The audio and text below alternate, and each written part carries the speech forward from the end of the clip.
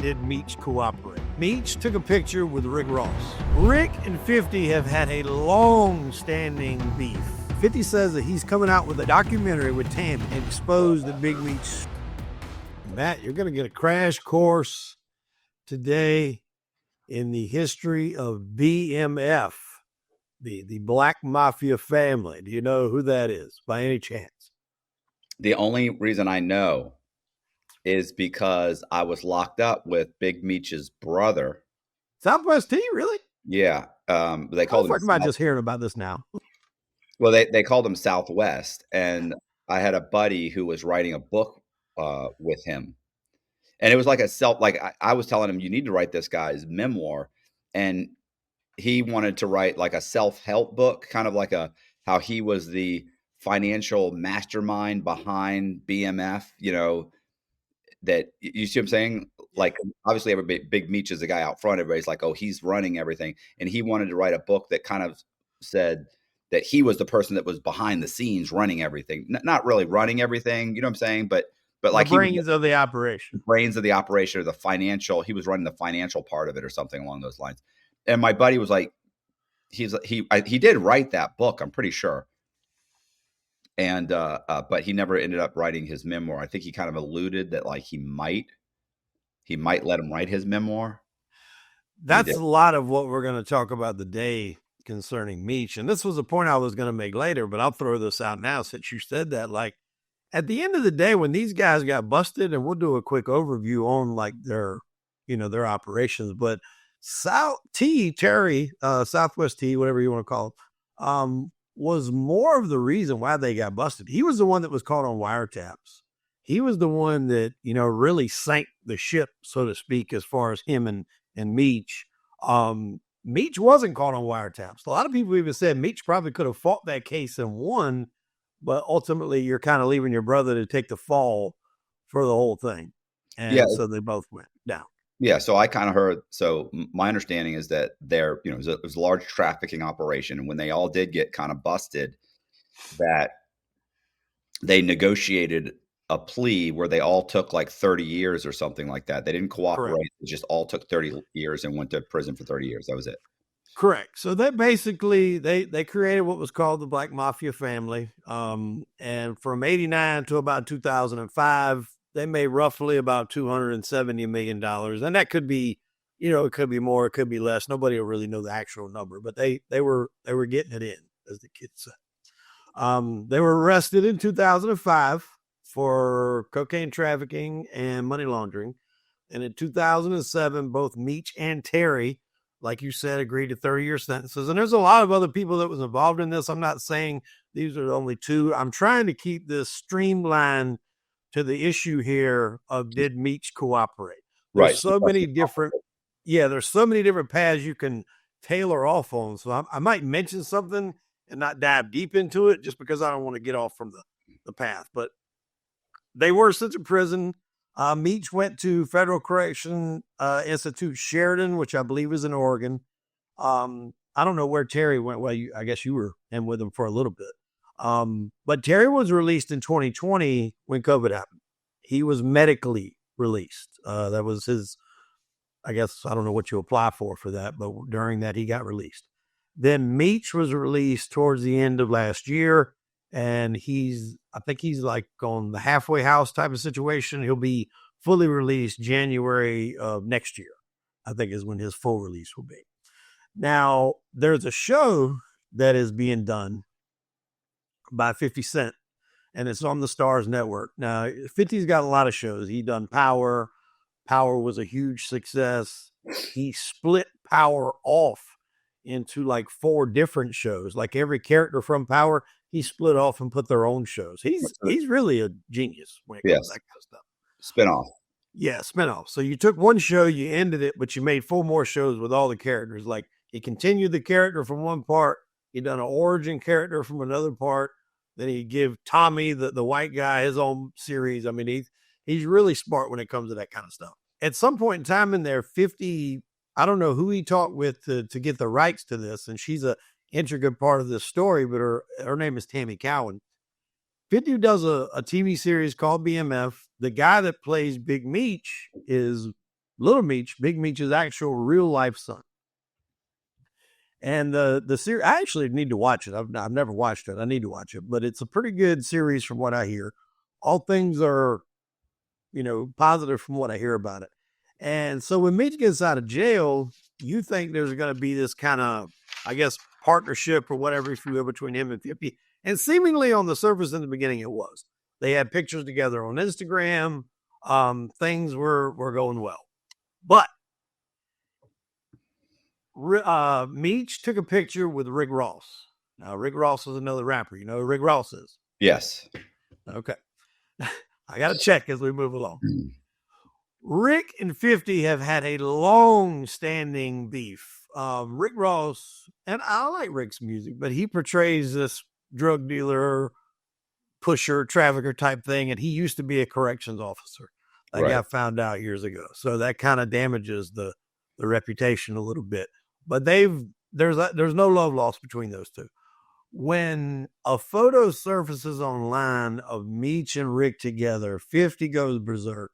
He posts a picture of them two together, calling Meech a rat and all this. He posts screenshots of Little Meech contacting him saying, man, I don't understand what this is all about. Ross would just give him my pop some money until season 3 starts. You know me.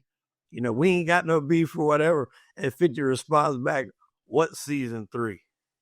So basically, he said he's canceling the whole damn show at this point. And I believe he would. I believe he would sacrifice the money to prove a point because he's got other shit lined up. Right. Yeah, this is not going to break him.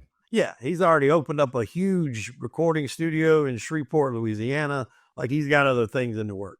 So it's gonna hurt them a lot more than it'll hurt him. And the point of that photo between him and Ross was they were going to do a welcome home concert for Big Meech, and a bunch of high profile hip hop artists were going to be there. Because, he has been in jail for a long time. I don't know the exact number of years, maybe slightly over 20 that he did. He was able to get out due to some sentencing guideline changes that Pete talked about. But that was why he got out. It was not the cooperation that people were alluding to. Now, there's a lady I mentioned earlier named Tammy Cowan. 50 says that he's coming out with an interview or documentary with Tammy, and Tammy's going to expose that Big Meech done what's called third-party cooperation. Now, Tammy is an executive producer on the BMF show On the Stars. From what I gather, she was the one that was Meech's kind of connection to the outside world as far as handling his life rights and things like that from prison. Because in what Pete told me, and you would know because you wrote a lot of books in prison, I don't think you can really control that while you're in prison as far as your own life rights. But if you sign them over to someone else, they can make deals on your behalf. Is that correct? You're not really supposed to be able to even sign contracts at all. But yeah, okay. I'm sure Pete's right probably on that. Yeah. All right. So he's certainly not in a position to shop them. Like, you at the very least need somebody out there shopping and around making phone calls. You're not doing that from prison. Right. And there was documentaries made on the BMF and stuff like that. So it's not like only a few people know who he is. And he was also tied into the music industry. He got a lot of guys started. That was how they were starting to wash some of that money, was getting artists, thrown into the fray. Young Jeezy was one. He come out of that camp. So he's a well-known guy.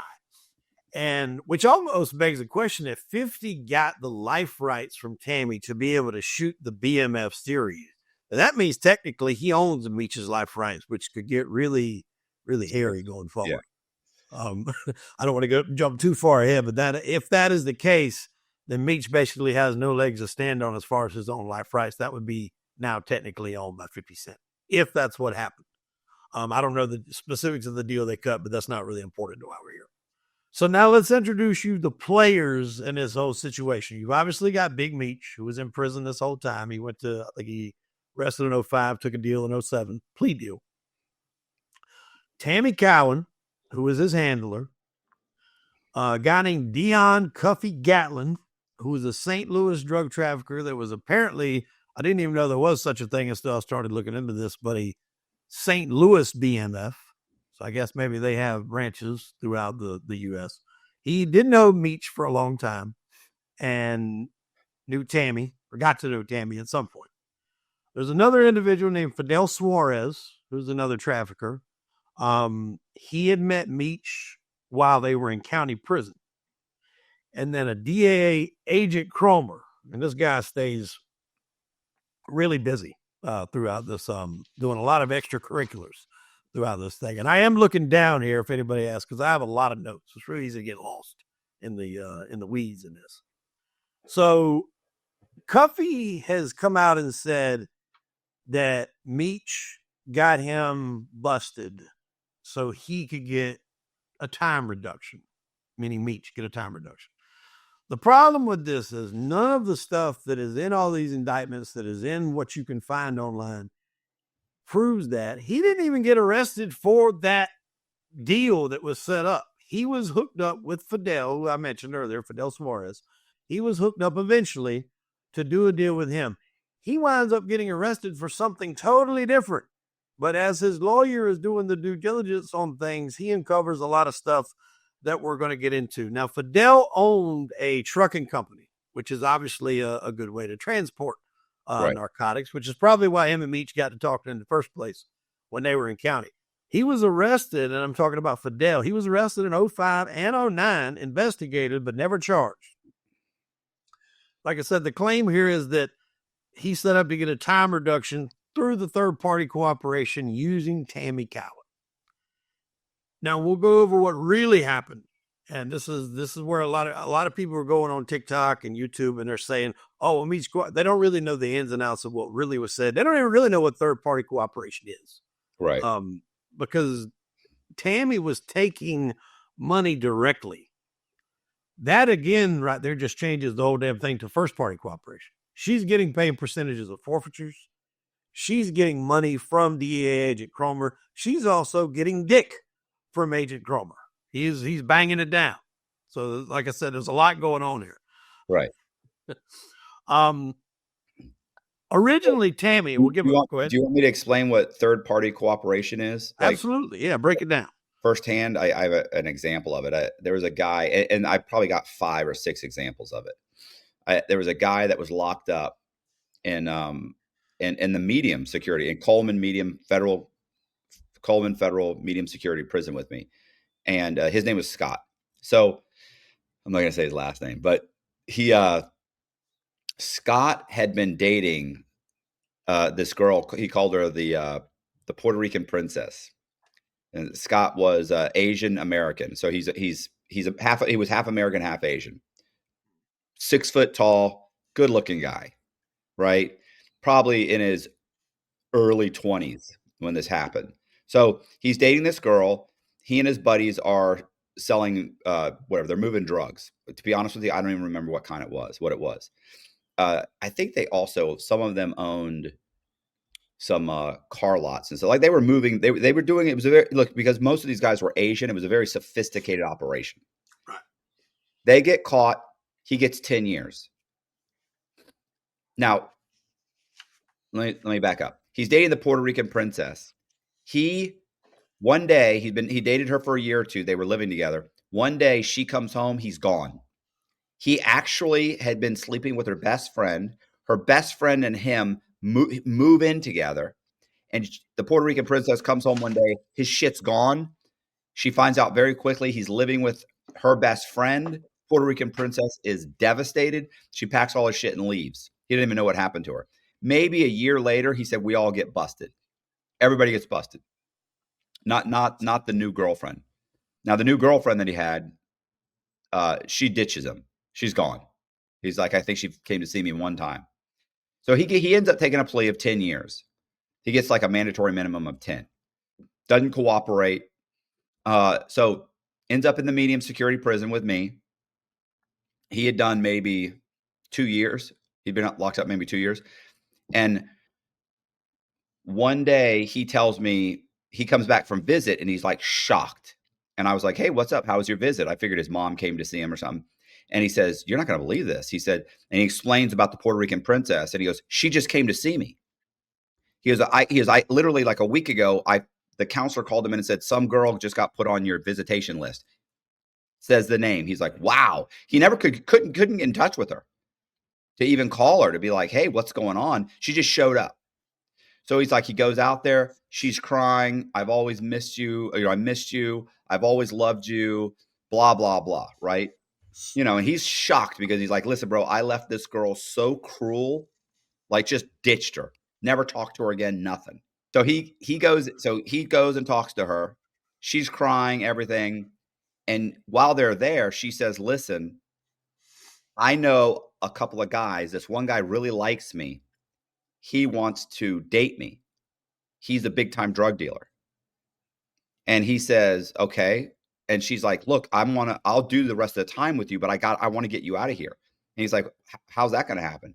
She says, I know a girl that knows a DEA agent. She told me that if I help the DEA, they'll give you a time cut. Like they'll go in front of the judge. They'll say, this guy had somebody out on the outside help us. We didn't pay her because she said it's very specific. I can't get paid, but if I help them, they'll give you a cut. They'll recommend to the prosecutor that they reduce your sentence. And he says, of course, this is what he said to me, by the way, in a medium security prison, surrounded by like another guy that was we were all very close. It was me and him and another guy named Mike. And he's like, I told her not to do it. I told her absolutely not. But man, can you believe that? That's what she wanted to do. And I'm like, oh, that's crazy, bro. And I'm like, so when do you think you'll be leaving? He's like, no, I'm not going to do that, bro. I'm not going to do that. I was like, okay. So maybe a few months later, he says, man, bro, she's doing this. Like I told her not to, but she says she's doing it. She's already talked to the agent. She's already hanging out with this guy, going to parties. Like I told her not to do this, but she wants me out. She's in love, whatever. What's so funny is like this guy, he was shocked because of how he left it, right? Like he just comes on and leaves. I mean, he's gone. So anyway, another 3, 4, maybe 6 months goes by.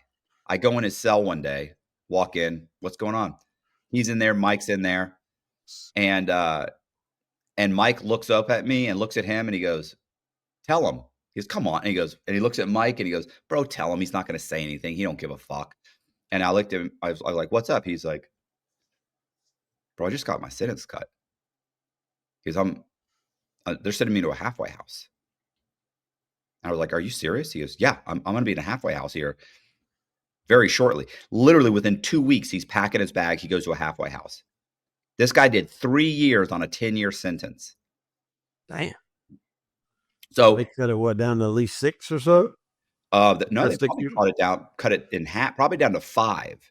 Okay. 5 plus some good time, because back then that was 85% good time. So on 5, you're doing 4 and a few months. But so he probably got 6 months, maybe a year halfway house. Immediately, boom, right? Back then people were getting a year. So here's what's horrible about that story, by the way. He contacted me once I got out. He saw one of my videos and he was like, oh my God, he contacted me. He's like, what's going on? I said, what's up, bro? He goes, yeah, bro. He said, married, got 3 kids, runs a successful business, kicking ass. I'm like, oh, wow, that's great. I go, so you married the Puerto Rican princess? He's like, nah, bro, that didn't work out. Like, I'm like, did you even make an attempt? And he said, I think we saw each other for a couple months. Wow. But look, he's married to a beautiful woman, whatever. Anyway, it's like that's a really good example because this girl got no money because I'd always been told by guys that I've met in there that had tried this, or I knew many guys who had done this. Like if the girl cannot accept money, you can't, because here's what happens. Technically, they probably could pay her something and you could get something. But here's what happens is you don't want to do that because the U.S. attorney, when they get in front of the judge, will use that against them. Well, and that's kind of what happened here. See, originally before this, the DEA agent that took down the BMF operation was a guy named Jack Harvey. Okay. And there was some other players in the Atlanta area. One of them was named Terry White. I don't know the specifics of what he got Tammy involved in, but Tammy and Terry were together. They were sleeping together. Tammy gets around. She gets it in too. An FBI agent. No. Tammy is the handler, remember, for Meech, that handles his affairs and stuff on the outside. And who's she banging? This guy, that's a drug trafficker named Terry White in Atlanta. Okay. He's another high-end trafficker. Sorry. he is they're together, and she turns him in to Agent Harvey because she says that he got her jammed up at some stuff with the drug trade by using her bank accounts for some houses or something like that. I don't Okay. know the specifics of the housing deal that they had going on, but it was something where he used her money, her name, to put her name on some houses. But basically, it was in association with the running drugs that he was in. So she cooperates with Agent Harvey, and I think she got $55,000 for her cooperation in that. He paid her. It was a successful whatever. Terry goes to jail. She gets that money. Harvey is basically done at this point. He retires. He just took down the BMF. He's riding off into the sunset. Right. Tammy at that point is done, but when Agent Cromer, who we spoke of earlier, he sees her name in the paperwork that she helped do that. So he contacts her, and in the affidavit that Pete sent me, or the transcript that Pete sent me, he goes to her and says, "Hey, we would like you to work for us. You've done an excellent job up under Jack Harvey. We want you to target like mid to high level Hispanic drug dealers." And she goes, "Okay, what about maybe getting Meech a time cut?" And in this report, he says, "Well, we'll have to look into that." He doesn't say, yeah, and I don't even think Meech told her to ask. This was just a spur of the moment conversation between the two. Now, she knows Meech. She's known Meech for a while. She's dealt with him. So she's probably doing that just to see if she can get, a time cut for him, see what he says. He never even says, "Yeah, I'll do that." He said, "We'll have to look into that." Meech is not someone they want to let out of jail. They Right. spent so much time putting his ass in jail. Here's the Very thing. much. I would think if I was a U.S. attorney, I would be like, absolutely. I'd let him out of jail, knock 5 years off his sentence or 10 years off. You let him out of jail. By that point, he's done what? Once he's done like 10, 15 years, let him out and then let it leak that he did a third party cooperation. And that would hit the streets, and all the street guys would be like, dang, man, everybody's rolling over. Yeah, Big Meech rolls over. Like there goes your street code. I mean, like, not that anybody believes in it, but that's a way. That's one of the reasons, like, when these mobsters end up pleading, right? Like the U.S. attorneys want people to know he pled. Your Yeah. buddies are rolling over on each other. It helps take down the entire operation when everybody thinks you can't trust anybody. And if you get caught, it's okay to talk. Yeah. Big Meech did it. Everybody's doing it. Yeah. I just But talked about that with Gene where I asked like what was the domino that fell in the mob, and he was saying Sammy, because he said that's the biggest PR stunt by the government ever. Sammy done 19 murders and he walked. Well, I yeah, mean, he done a few years in prison for that stuff. We got it. I think it was like 4 or 5, but he walked off 19 murders. Like you, yeah, yeah. No, I hear you, but you have to understand, like, that's short sighted on the U.S. attorneys, whatever U.S. attorney it is, it's short sighted. I'm not saying it's not true. It's absolute. I'm sure it's absolutely. Some of these U.S. attorneys, they just hate you. They get to a point they're disgusted with you. Even if you said, no, listen, this is better. This in the long run helps us more. They'd be like, no, fuck him. He doesn't get out, no matter what. It's like, okay. So go ahead. Sorry, uh, I have a great so example of that too. By the way, I have an example, but let me give you the example real quick. go ahead. Okay. A guy named Kevin. There's a guy named, I'm not gonna say his last name, although I think I've said his last name before. He's a dick. Anyway, he was locked up. I think he got like 25 or 30 years. Let's say he got 30. He was running a financial kind of scheme with his mother. They get busted. He's like a boy genius, right? Like, he's in his mid 20s, 24, 25, whatever. And he gets busted. So he fights it. He goes to trial, and he's fighting it. I still remember the name of his U.S. attorney was Robert Mazakowski, because I think he's the U.S. attorney now for the Middle District of Florida. So Mazakowski comes to him and says, "Hey, if you take a plea, we'll give you you'll end up doing about 3 years. You cooperate against everybody, do about 3 years." He goes, "Fuck you! I'm not doing that." He goes, "You don't have anything on me. I'm going to beat you at trial." Goes to trial. He loses. He gets 25 years. They come to him and they say, "Look, 2 of your co-defendants are going to trial right now. Cooperate. We'll get you down to about 10 years." He says, fuck you. I'm not going to do that. I'm going to beat you on my appeal. He loses his appeal. By this point, the co-defendants have gone to trial and they've lost. Now his co-defendants, either one of his co-defendants or they were now appealing, and they said, or they were getting a retrial or something. They come to him and they go, look, one of them I think was getting a retrial.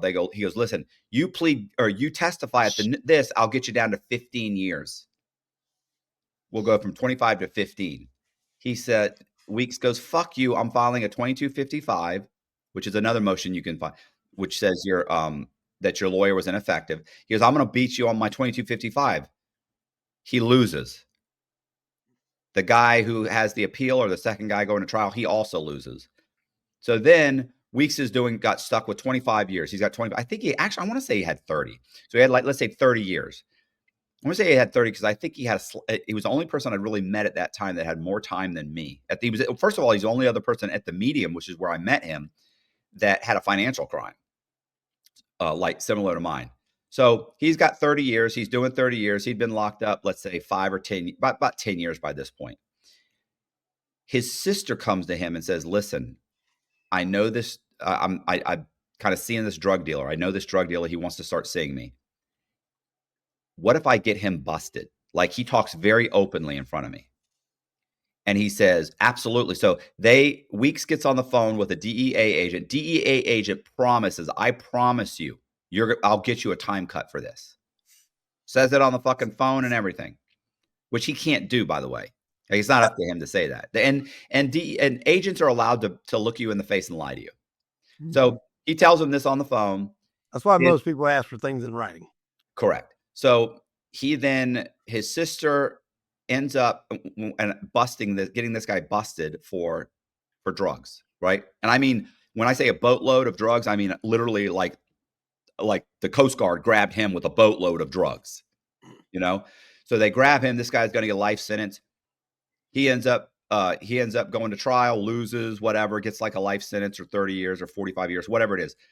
Kevin ends up going to the DEA agent says, look, I called the prosecutor. They don't want to give me anything. So I go, but you promised me. He's like, I know, So Weeks files what's called a motion for specific performance, which means I did what I was supposed to do. You have to do what you're supposed to do. Or you could call it a motion to compel. To compel the government. So files the motion. Robert Mazakowski fights it. Weeks loses. He loses on appeal. And Mazakowski, literally, what he says in the paperwork, I've read the paperwork on this, literally says, I'm just going to say, Kevin, if Kevin were to, or he's like, I'm aware of what happened. He's like, he said, let me be perfectly clear. If Kevin, this is before Osama bin Laden got caught. He goes, if Kevin gave us the location to Osama bin Laden, he does not get 1 day off of his sentence. I mean, he says this in the motion. So, and that was it. He never got a thing, right? Like, some of these guys, they just hate you. And keep in mind, the U.S. attorney knows this the whole time. He's just using this agent and using his sister, and he doesn't care. I'm all about productivity, feeling energized, and staying strong, no matter how old I get. But let's face it, aging can slow you down. That's why I started taking Qualia Senolytic. As we get older, our bodies pick up these things called senescent cells, or zombie cells, that can make you feel stiff, tired, and achy. These cells take up space and suck nutrients from the healthy cells we need. But that's where Qualia Senolytic can help. Qualia Senolytics help remove those dead cells so the healthy ones can thrive. It's like hitting the reset button on your body. Qualia Senolytics is vegan, non-GMO, gluten-free, and the ingredients are all about working together to support your health. The best part is you only have to take it 2 days a month, and they have a 100-day money-back guarantee. So if you want to feel younger and boost your energy, go to qualialife.com/true and get up to 50% off. Use code TRUE for an extra 15% off your order. Try it risk-free with a 100-day money-back guarantee. Trust me, your future self will thank you, and thank you to Qualia for sponsoring today's episode. Now, here's what's really funny is that Zach and I both know this guy, and we've pulled his paperwork. because he'd always been like, look, I, had a normal business. They framed me. They this, they that. I didn't do anything. We pulled this paperwork. We looked at the paperwork. Like, it's not good. Like, like you're ripping people off. You're ripping like old people off. Like, this is not a good situation. Like, it's not what you said it was, Anyway, regardless. Yeah, like, I mean, this is not uncommon. People, they think it's uncommon. It's not uncommon to do third-party cooperation. And it's also not uncommon to get screwed out of it. Right. And that's the big caveat here, is that what I think, and we got more to dive into here, but what I think happened ultimately is that Tammy Cowan, it's not unreasonable to think Meech knew Fidel from when he first got locked up while he was in county. He had knew Cuffy for years prior, and he's now known Tammy and trusted her enough to do the life rights. Cuffy and Fidel do wind up doing a drug deal. So it's not unreasonable to assume that Meech somehow put that in motion. And everybody wants to say, well, he ratted on him, whatever. That don't mean he's a rat. It means he's a fucking drug trafficker. That's what he's in jail for. Right. He does what he does. He put two players in contact with each other. Maybe he was supposed to get money, whatever. The point of that is, and I drive that home, is because that's not why Cuffy was arrested. He was arrested for something completely different that we'll get into. They just found out about all this because when everything started crumbling down, Cuffy's lawyer filed a motion, and she seemed to where originally Tammy was saying that Meech knew about all this. They knew about the cooperation, that he wanted a time cut. Then Cuffy's lawyer drops the bombshell that they're having the affair.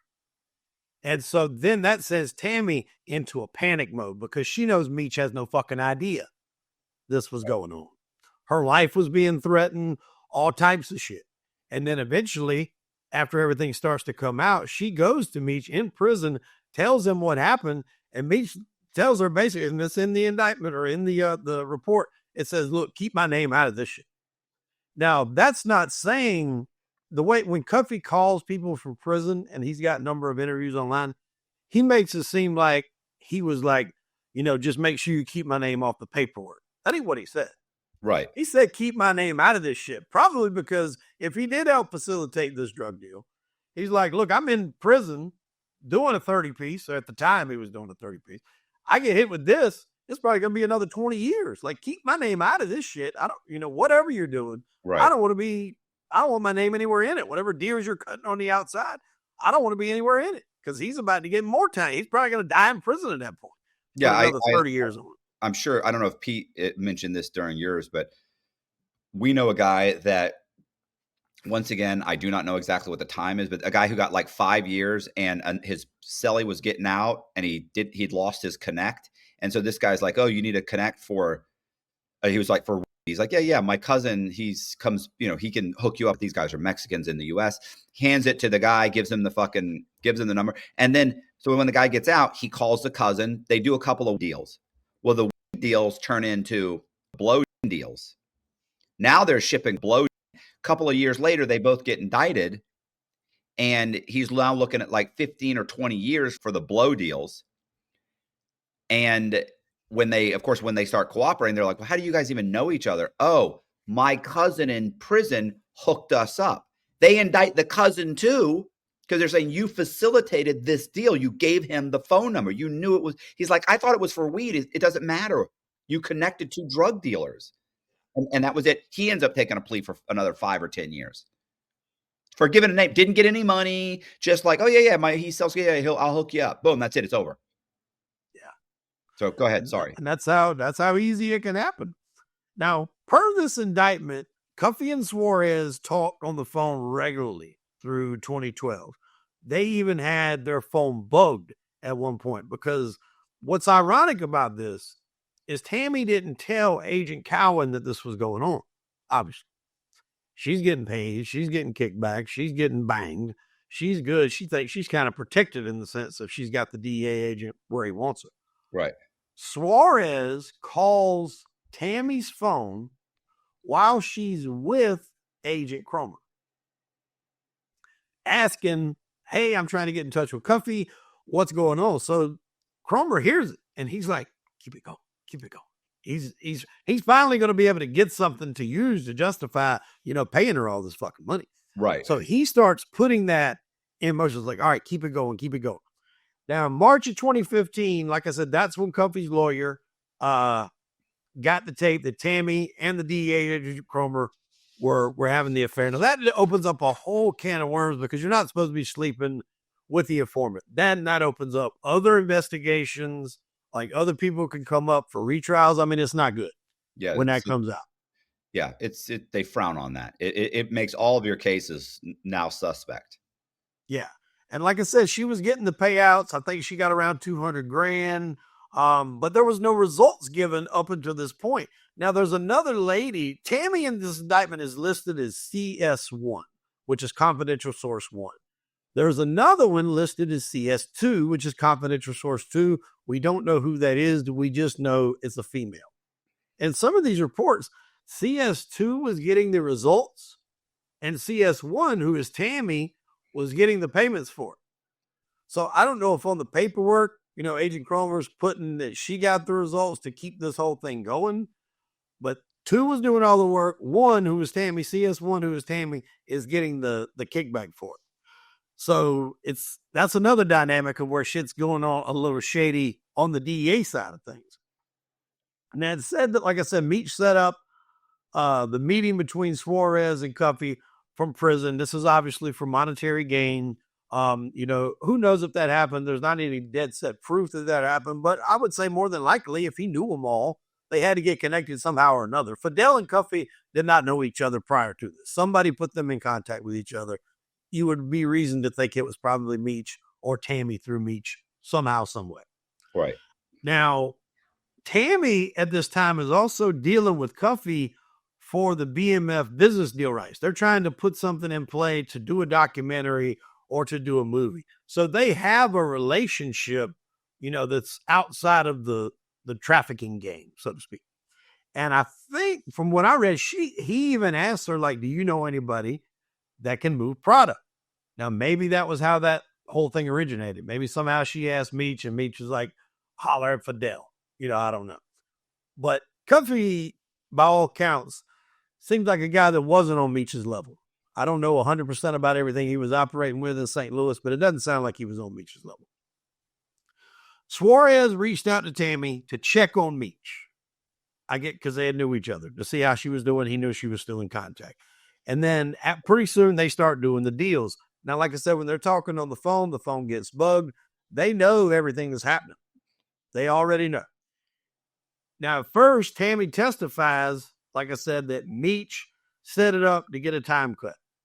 That was in the very first. But then she comes back and she recants all that after it comes out that she was having an affair with Agent Cromer. She backs out of all that. Let me see here. Cuffy and Suarez, she even said that she never told the DEA that Meech was involved in any facet. She never gave any and she was never given any direction to do so. Now, when all this starts to come out, she panics. Like I said, according to her, she's getting threats on her life and all kind of other stuff. And that's, like I said, when she goes to Meech. To me, that is very key when he says, keep my name out of this. And I know people gloss over that. Cuffy's trying to spin it as he wants his name off the paperwork. But he would have no control if his name is on that paperwork. No. And the problem here, too, is if he does say, all right, we're going to do this up, we're going to set it up for me to get a time reduction, the fact that the shit fell apart, like that, you mentioned it earlier, I don't know what it was, but he still held up his end of the deal. So he would still get the time cut. Now, he might have to fight for it and file some of the papers you were talking about, which he could say, you know what, if I do that, everybody's going to know. Everybody's going to know. There's no way to do that. There's so no way you would just, yeah, you would just kind of take it on the chin at that point because you're ruining what your legacy is built on of not folding and not ratting or whatever. So now CSI 1 is being treated at this point very differently by everybody else. She's being looked at with a lot of different eyes, especially, I don't know what the dynamic is of her and Meech at this point, because if she goes and tells Meech that she's involved in all this, he's probably like very much wanting to cut ties with her and any of them. at this point. Cuffy says that he sent Meech certified mail in jail. And he's like, man, I've known this dude for 23 years and he didn't even respond. And I know he got it because we sent certified mail. Who the fuck would respond to anything having to do with setting up a drug transaction? I don't blame Meech at all for not responding to that. Right. Yeah. I mean, I don't know what was in it, but he says it was like he sent him paperwork saying, hey, did you know your name is in this about me getting set up for a drug bust? Like, I wouldn't respond to that at all. Meech is not a dummy by any stretch of the imagination. So he's trying to use that as a way of saying, he didn't respond because he's guilty. This isn't Facebook where people just reply to everything like that.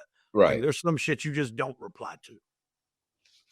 So the bigger deal here is Cuffy finally gets linked up with Suarez. There's a whole nother deal where he set up with this, he was supposed to meet Suarez to get some, I think it was like 2 keys, a blow. Something happened where that got lost and he didn't even have any money to buy it. He then wants to get more keys from Suarez. And that dynamic there is starting to fall apart. So even if it was supposed to be them two, that kind of dies on the vine. CS2, who I'm guessing is in the loop here and knows all these guys, she introduces Cuffy to a man named Martinez to do a drug deal. Unbeknownst to Cuffy, Martinez is an undercover cop. Okay. That is why Cuffy went to jail.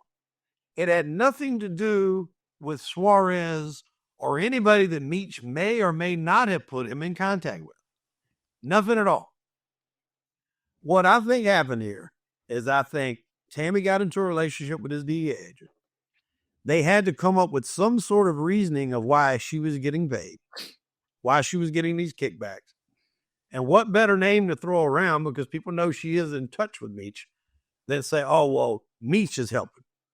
So they go, oh, well, you got his involvement. Run him up. Do whatever you want to do. What you got to do.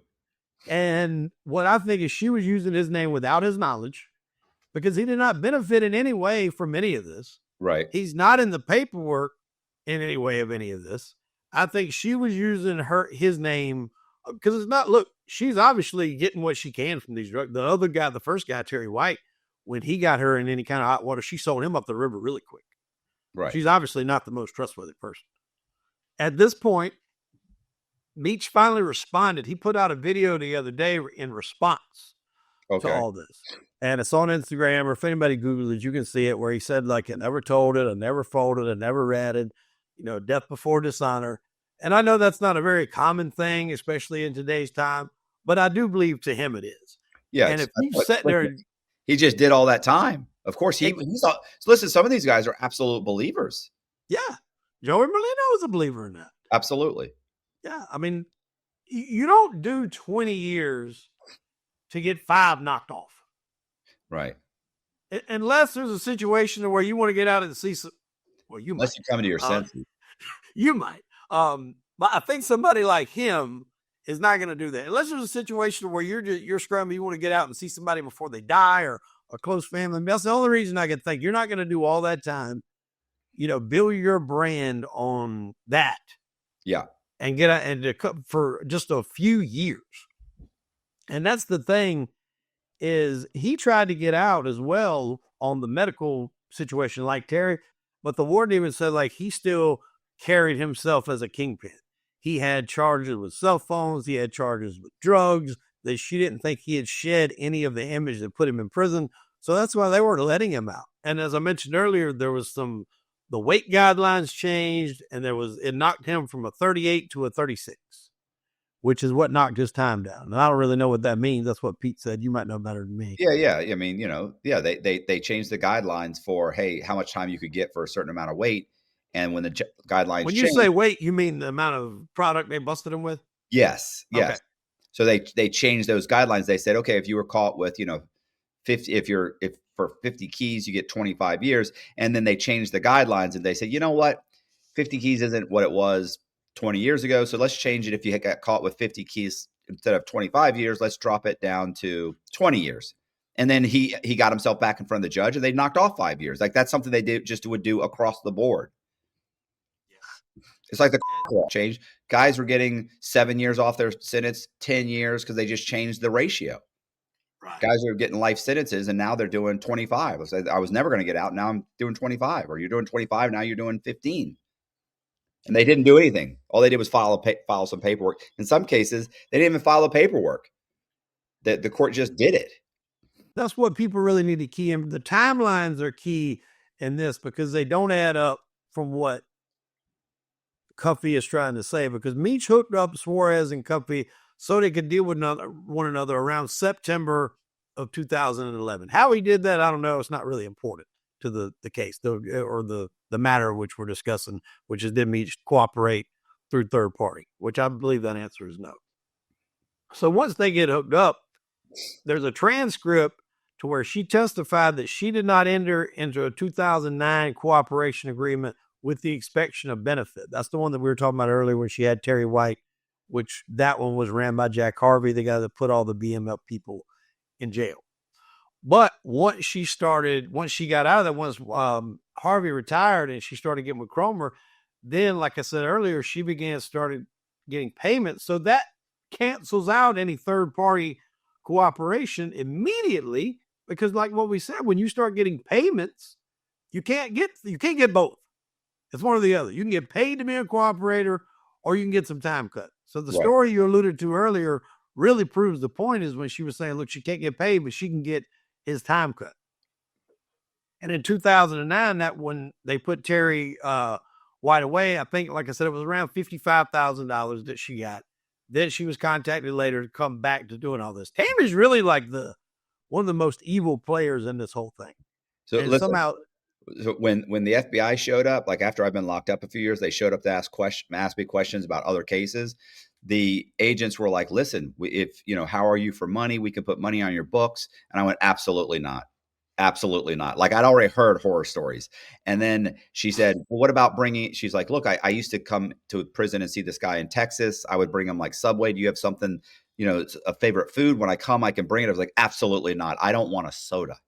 Like, because my fear was like, they'll do anything not to cut my sentence. I'm not giving you the opportunity for the U.S. attorney to stand up in front of the judge and say, yeah, Your Honor, like, he wants this, but we were putting $400 a month on his books. He was getting paid for the information, because that's what they'll do. Mm-hmm.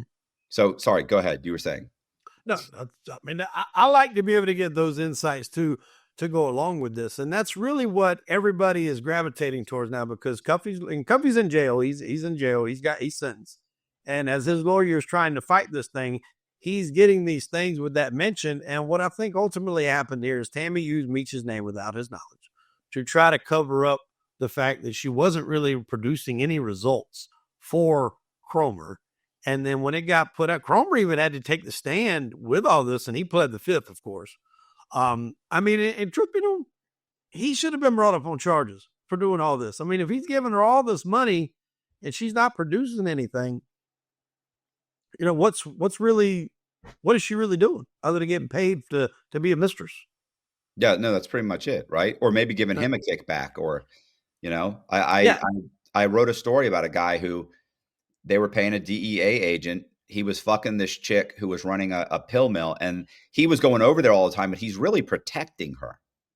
But what happens eventually is, the special agent in charge starts saying to you, like, you're always over at this pill mill. Like, you're on the task force to bust pill mills. Like, what's going on with this? You're always over there. Are you looking into this pill mill? And he was like, no. The woman that owns it is helping me build cases against other pill mills, because she used to be a manager at a couple other pill mills. And they were like, oh, okay. And that helps them for a little bit. But at some point, it's like, where are these cases that you're building? Right. And even with the situation with Cuffey, Tammy didn't get Cuffey jammed up. It was CS2, whom we don't know the identification of, that told Cuffey, hey, you need a guy. I'll hook you up with Martinez, and Martinez just happened to be an undercover cop. Right. And which is why he got arrested. So that's CS2's doing to get him arrested there. That's not even CS1 to begin with. But I think Cuffey is getting these excerpts from these things from his lawyer, and he's trying to gravitate to anything he can do to maybe try to help get him out, or what. I don't know exactly his mode of thinking, But when you step back from this and you look at it logically, you can see that at the very worst, Meech helped set up the connection between Fidel Suarez and Cuffy because he did know both. He had known both for a while, and he knew both to be in the trafficking game. Right. So that is probably accurate. The statute of limitations is now gone on that. It's been over 15-something years. So even if he come out tomorrow and said it, which I don't think he wouldn't admit it. But even if he come out tomorrow and said it, they can't do anything to him about it. Right. And that kind of brings us to where we are now. The backlash of 50 saying this is 50 does this to everybody. If he don't like you, he annihilates you through social media. Like, he didn't like Ja Rule, and he would always clown Ja Rule. I think he wound up buying Murder Inc.'s whole catalog. One time Ja Rule put a concert on somewhere, and the tickets were on Groupon, and he bought all the tickets that they had for sale just so nobody would show up. Like, he is the ultimate troll. Yes. Oh, it's horrible. It is. I mean, imagine, like, he's probably excited. He's like, oh, the show's sold out. And then he goes out, there's like nobody there. Unless people got the tickets before 50 got them. There might have been a few people there. Well, it's childish in general. Like, what do you care if this guy? What do you care if this guy takes a picture with Rick Ross? Like, you don't like him? Like, he bumped into him. They took a picture, put it up. Like, come on, what? I can never associate with anybody you've ever had. I'm supposed to keep up with your beefs. Come on. It's silly. It's more like you're using this as a way to get out of our business agreement. And that is also what I've been thinking about, because from what that text that little Meech sent 50, which 50 posted, was that Ross give his pop some money to keep him afloat. Now, if 50 is benefiting from this BMF series, why wasn't 50 giving him the money? The concert is supposed to be a benefit for Meech to get all these people there. Now, I'm not 100% sure on this. I've heard that a lot of acts are now pulling out of the concert. That one, I think I talked to Pete this morning. He said he heard the concert was completely canceled because of everything that's come on. But this opens up the door for 50 Cent to be sued heavily by Meech if he would do that, because now with you bringing out these allegations, if they turn out to be not true and that he didn't have anything to do with it, you've now damaged this man's reputation that he's built. You've now cost him financial gain that he was going to get off this concert. 50's really playing a dangerous game with this one, because if he don't know for sure it was true, then there could be ramifications for that. Yeah, and he could sue him. Yeah, 100%. Right. You know, he couldn't really, Ja Rule didn't really have a leg. That was just more or less like a rap beef between him and Ja Rule, but this is different. And what's interesting to me is if he knew, he obviously had to know Tammy. There's no way you're telling me you just found out about all this after you've seen him taking a picture with Rick Ross. You had to know all this anyway. Right. You didn't see a picture with Rick and then start investigating and find all this out quick. All this come out within the last 7 to 10 days. I don't know when you're putting this out, but within very recently. So that means that 50 had to know about this alleged cooperation. He still put forth a production of a TV series highlighting his life, using his son, benefiting great monetarily off of it. And now that Meech took a picture with somebody that you hate and have hated for a long time, now all of a sudden he's a rat. That is where I have the biggest issue with this. It's okay that he did it if you're making money off of him and nobody knows it. But the second he does something that you don't like, now he's a rat. You don't need to deal with him. Yeah, absolutely. It's very convenient, right? And, yeah. And nobody's looking into what really happened other than Pete. Pete's the only one who will go and say, I'm going to pull the transcripts and read all these transcripts and all these motions and all this and put this together and find out. Yeah.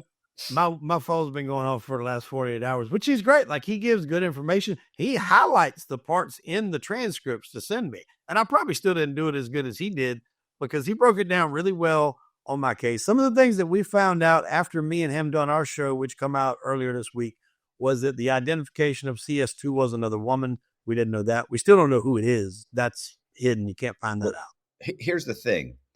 Pete will do the research and find out what's really going on. And the problem with that is that Pete thinks that that's important. he doesn't really understand social media, that people want this to be true. People want to hate Big Meech. Listen, like I cooperated in my case, right? So like I'm one of the first ones to be like, yep, told you, everybody does it, told you. But I don't think he did cooperate. And so like Joey Merlino, I have lots of horrible things to say about that guy. He's not like I'll say all, but it's true. What I'm saying is true. Like he's not a rat. He would not rat. I think if you gave him 20 years, he'd go, oh, fucking looks like I'm going to be walking the track for 20 years. Like that's it.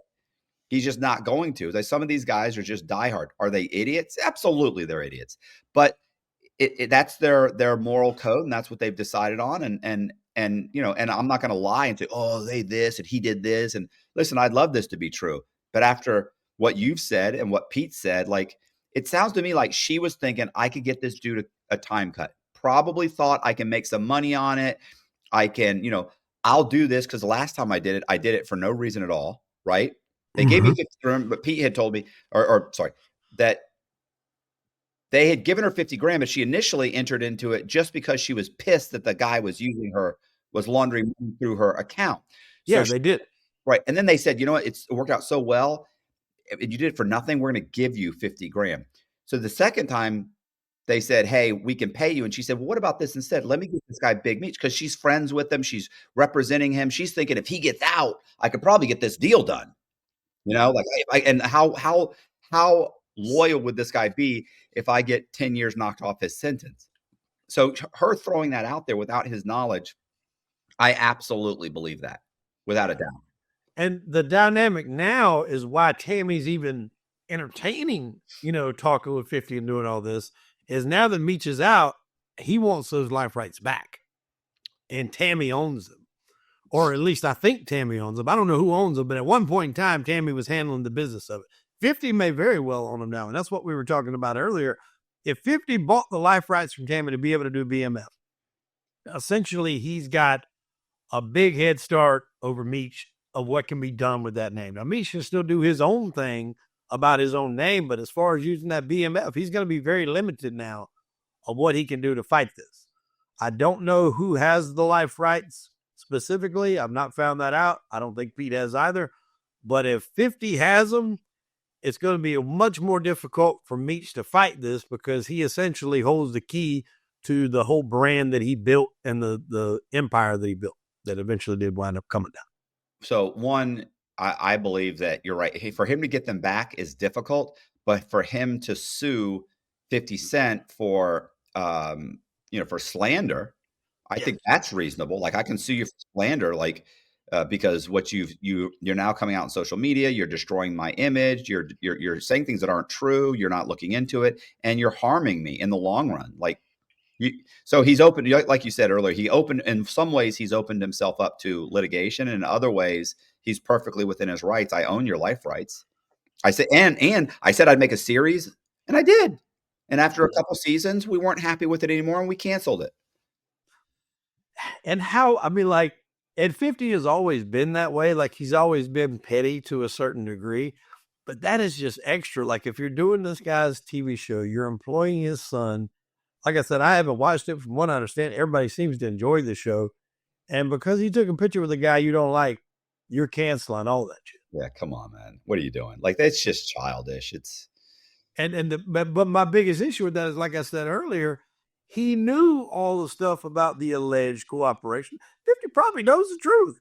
He's been in that game. He's read documents. I mean, he knows when somebody cooperated and when they didn't. He knows if somebody gets out early. He's not from that life in that area. Right. I don't mean geographic area. I mean just like that area of, enterprise, what they do. He was, doing that in New York. He probably knew it was all BS, but now if I'm going to end this BMF show with him, what do I have to replace it monetarily? I'm going to get Tammy to come over here and do a tell-all documentary about what Meech did while he was locked up.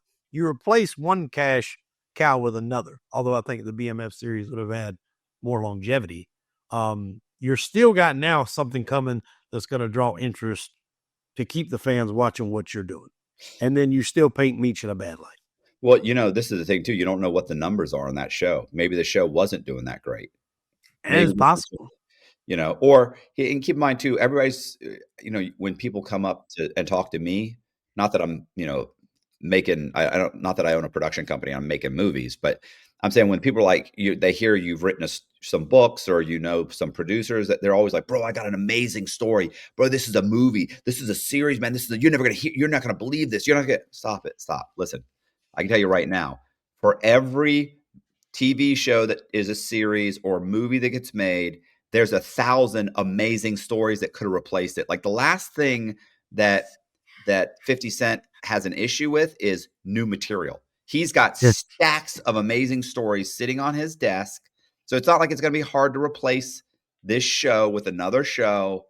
I mean, he fell out of favor with Big Meech or the show, and for some reason he went ahead and said, "Hey, I'm going to go ahead and I'm going to do a scorched earth policy with this guy, and I'm going to say that he's a snitch, and I'm going to use this chick to back it up, and that's it. Who knows what her benefit is? She may be getting a check. Who knows? I think she got herself caught up in the stuff that was so dynamic that she was worried about her life because she's got all these people. She's essentially turned in Terry White.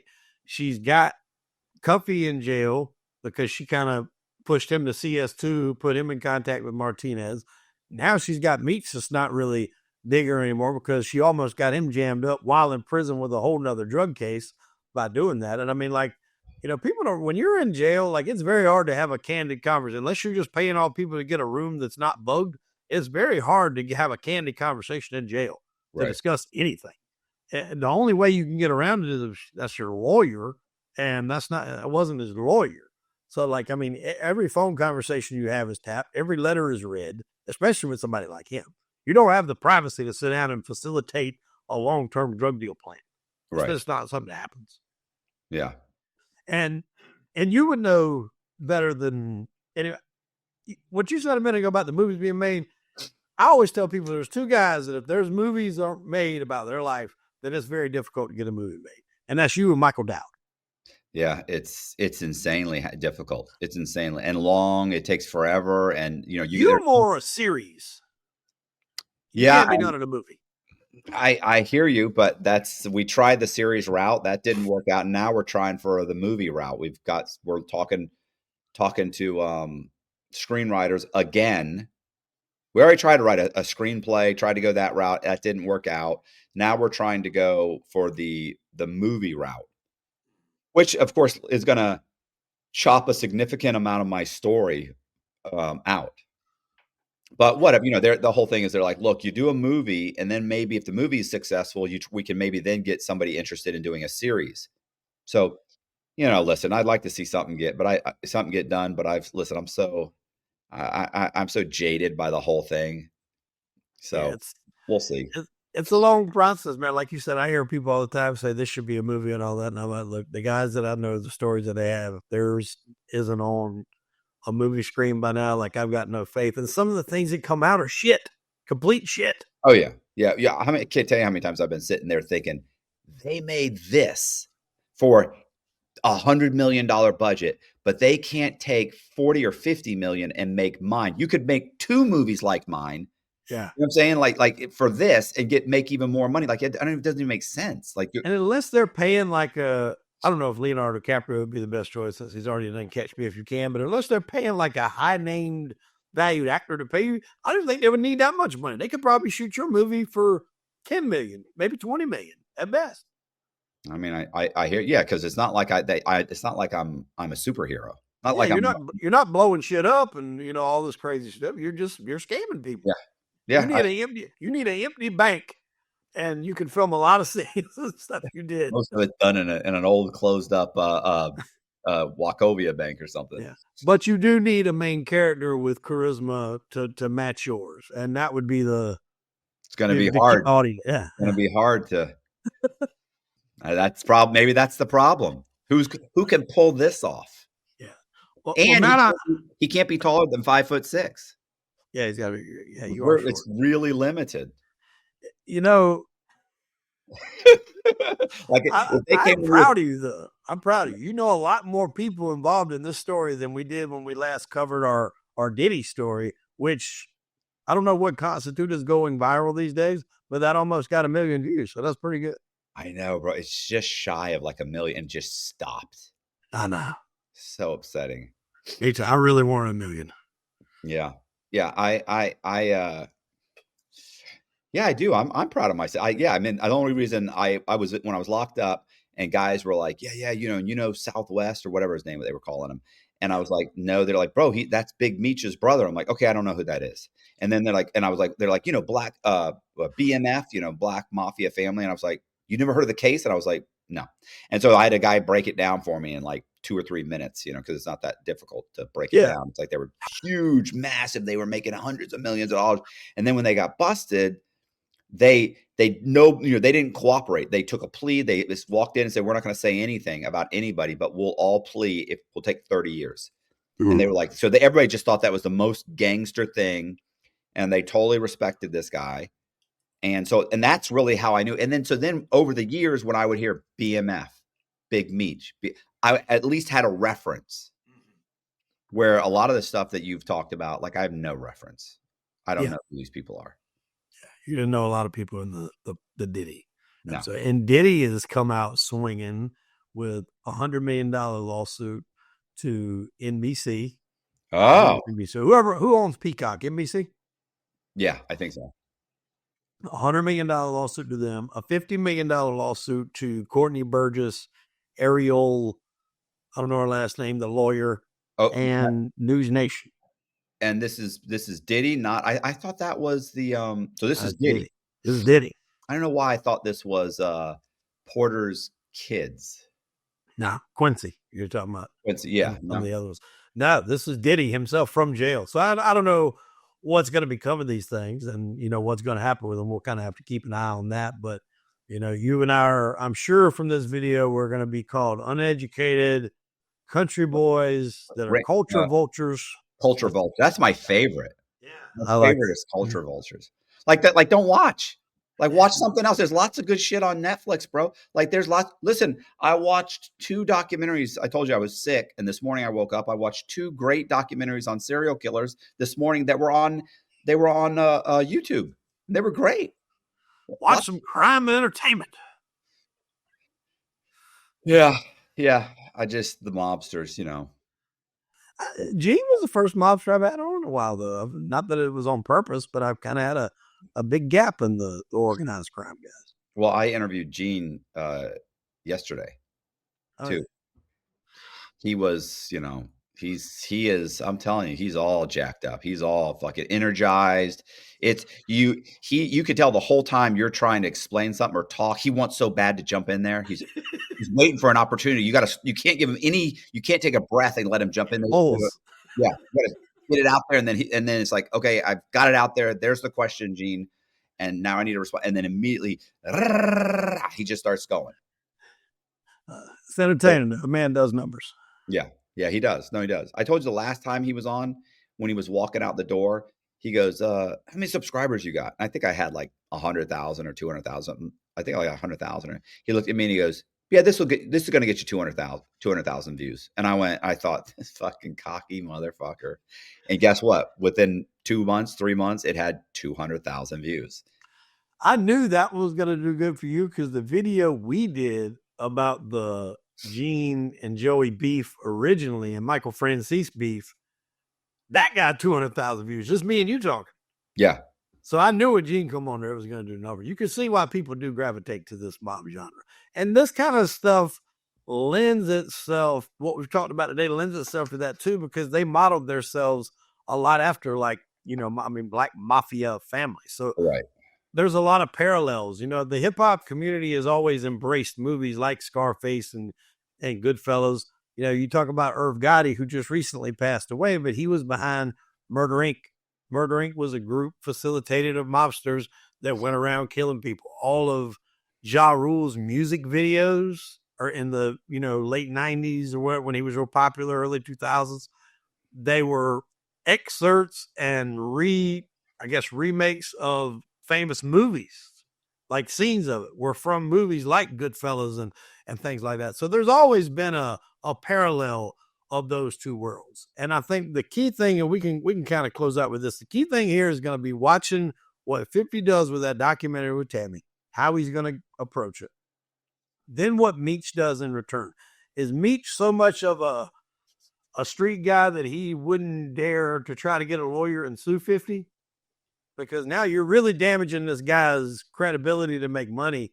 And I do think Meech is always one of these guys that would rather stay silent than talk for obvious reasons. But now it's different. Now you fuck with his livelihood of going forward. You took that 20 years, or it was supposed to be 30. You took that 20 years to come out and go forward on the stance of, hey, I never rolled, I never rat, I'm as solid as they come, never fold, death before dishonor, all that you believe in wholeheartedly. And now it's diminished. Yeah. From the problem is guys like that aren't used to suing people. They're used to handling it in another way. But you have to understand, he also just did 20-something years. So you just did 20 years. Like, you can't get out and still behave that way and not expect to go back to prison. So you get yourself a lawyer, start a law, and file a lawsuit. Like it'll all come out. And I'm really curious. I haven't heard much from Terry since he's been out, or Terry's, opinion on all this. I don't even know if Terry and Meech are spoke. I don't know if they do speak. That's an interesting dynamic there. I think they were, because they were in two different prisons. Yes. I think they were somehow or another passing notes, because when you're talking about or passing messages, because when you're talking about 50 Cent, when the negotiations were going on, I remember the guy, my buddy, they called him K.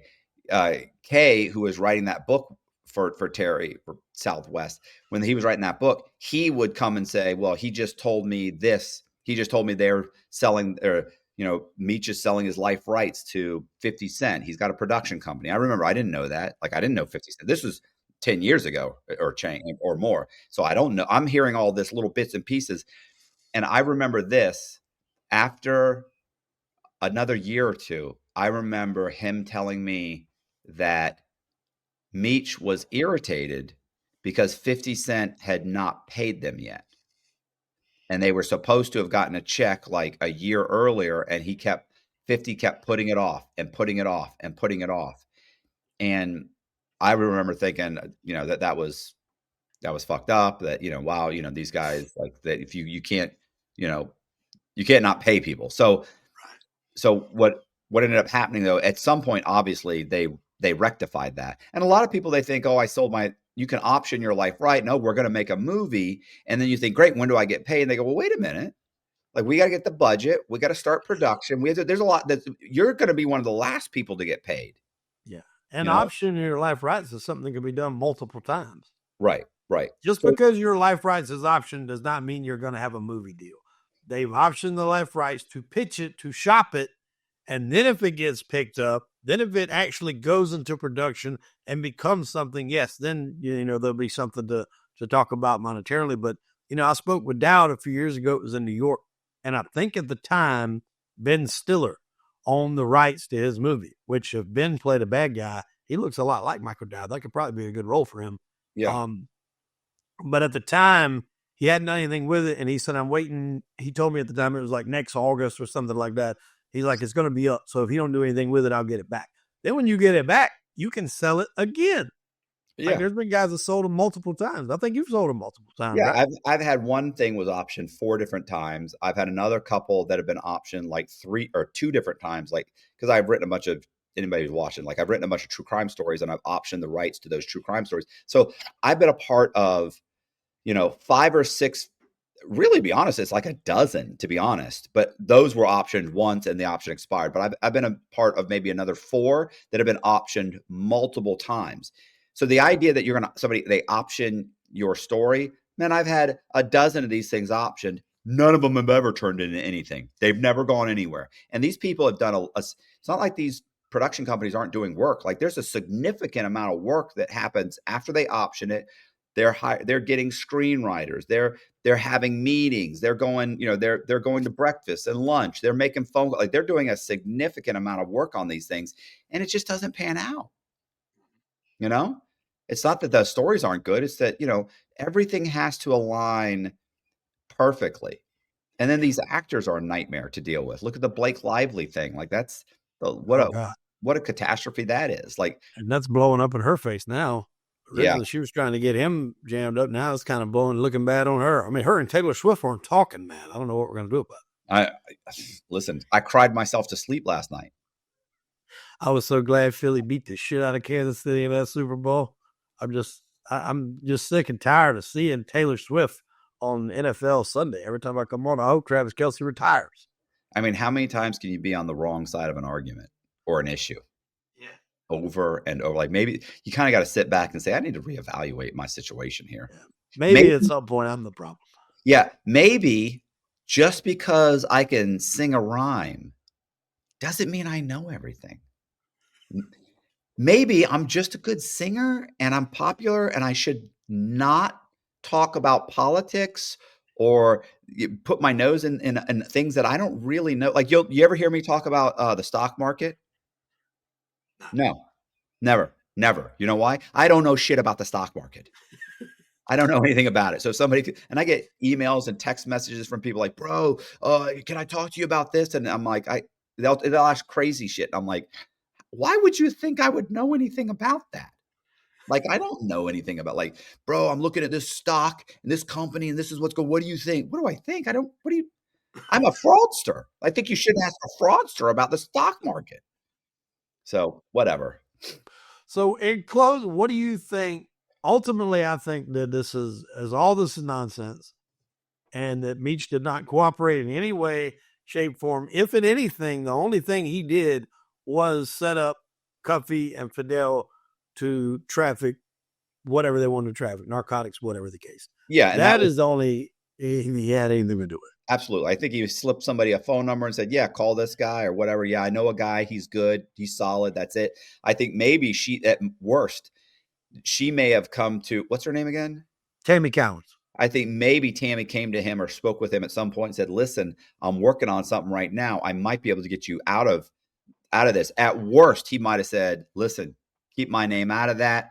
I don't want nothing to do with it. If something happens, kind of like the guy I told you about, where it's like, look, I'm telling you, don't do it. But of course, if something came through, he probably would have been okay with it. Like, he probably said all the right things, hoping maybe it comes through. And I can say, I didn't tell her to do that. Yeah. That's at most what he did. And then the problem is what she's saying. Like, the paperwork, nothing that she is saying backs up. No, I'm sorry. The paperwork does not back up what she's saying. Right. So it doesn't make sense that she's going to go on. Obviously, 50 Cent is thinking about spinning this in a way that damages him. But once again, I think that that's going to be a huge mistake on 50 Cent's part. Well, that's what I like when people will say documentaries are going to favor whoever the documentary is for. So if somebody does a documentary on me, if I'm doing a documentary on me, I'm going to favor it to where I'm not looked at as a bad guy. Right. If somebody else is doing it on me and they don't like me, they're going to favor it to where I'm a piece of shit. Yeah. So when you do the documentaries, it's always going to be favored to whoever's behind the documentary. So they're going to favor it to her and make Meech look bad. But I think the key to this whole thing, the one thing that solidifies that he was in no way benefiting from this, is you can't have both. You can't have a first party cooperation agreement where you're getting paid financially and getting percentages of forfeitures and assets and things like that and get time cut off for people. It's one or the other. You either got to take nothing and get the time cut, or you take all the other stuff. And if she did take all that, which is in court documents that she did, then there's no way they would have given Meech any time off, which would give him no reason to facilitate somebody getting set up from prison to be busted. That's not who that guy is. That's not in his character, his makeup, his DNA. So that right there shoots the hole in Cuffy's theory. And he tries to make it seem like, well, once she was sleeping with him, once that got thrown out, the whole case come down. He was already in jail. Right. For dealing with an undercover cop. You're already in fucking jail because your vetting process was not good. I think Pete said that he didn't have a plug at the time. So he's trying to find somebody. And if you're supposed to be a narcotics trafficker and you don't have product to sell people, that's a problem for your business. So you go hunting, trying to scramble to find somebody, your vetting process maybe isn't as in-depth and as good as it needs to be to make sure this guy's on the up and up. Oh, he does. Okay, let me go. Maybe ask him a couple of questions. Okay, you know that guy. You know that guy. Yeah, he knows him because he's a fucking cop. So, if he knows all these people, I'm good. Does the deal, lands in jail. That fucking Meech set me up. Meech didn't have anything to do with that. Yeah. Oh, listen, I wrote a whole story about a guy who was pointing at multiple. He's pointing this one guy saying, this guy set me up. This is the guy that set me up. This is the guy that set me up, and actually orders a hit and has that guy killed. Come to find out, when all the paperwork comes out, guess what? It wasn't that guy. That guy was not a CI. He did not set you up. You set you up. You were the one that got caught on tape talking. You're the one that got yourself and other people indicted. And then initially he was upset about it. And after he thought about it for a couple of days, he discarded all that and said, no, he's a CI. They're protecting him. That's what's happening. They're not going to protect him. He's not a CI. You fucked up. You had the wrong guy killed. Period. Like, that's it. Some people just can't accept. They're desperate to find an excuse. Just like I said, there are people who are desperate to blame somebody or believe something horrific about some hero. People love to see heroes fall. Yeah. And they don't, it's like people will always say, there's no stand-up guys or no stand-up guys, but if somebody is a stand-up guy, they can't wait to see him. I told you he wasn't this, or, I knew he wasn't this. So in actuality, people don't want stand-up guys. They really don't. They want to see people fail. Yeah. They want to see people fold, right? Just to say, nobody does that anymore. And half the people that are saying this, I had somebody on the comments on Pete's show, and it was like, nobody knows who you are, guy, or something like that. And I was like, he was only one of the biggest narcotic traffickers in LA, a state where they actually move, very large amounts of product, not somewhere in St. Louis. And I was like, it's just people, they want to downgrade other people so bad. When in actuality, that guy would probably rat out his own mother to get out of a 30-day ticket for a seatbelt violation. I mean, all these people that say that shit have no idea what it's like to sit in prison for years. Hey, you guys, I appreciate you watching. Do me a favor, subscribe to the channel, hit the bell so you get notified of videos like this. Also, Wade has his own channel. It's called Crime and Entertainment with Hollywood Wade. So I'm going to put the link in the description box. You can click on there, go there, subscribe to his channel. He's got a bunch of really great interviews. And even though he doesn't seem to realize that I'm trying to close this out and he's making all kinds of noise, but that's fine, whatever.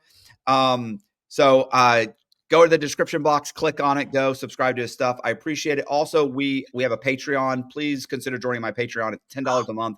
We put Patreon exclusive content on that channel. So it's $10 a month. It really helps Colby and I make these videos. Once again, thank you very much. See ya. Oh my God. Did I bother? What are you doing? I thought you muted me. No, I didn't mute you. I figured you'd just be quiet. You're all, ah.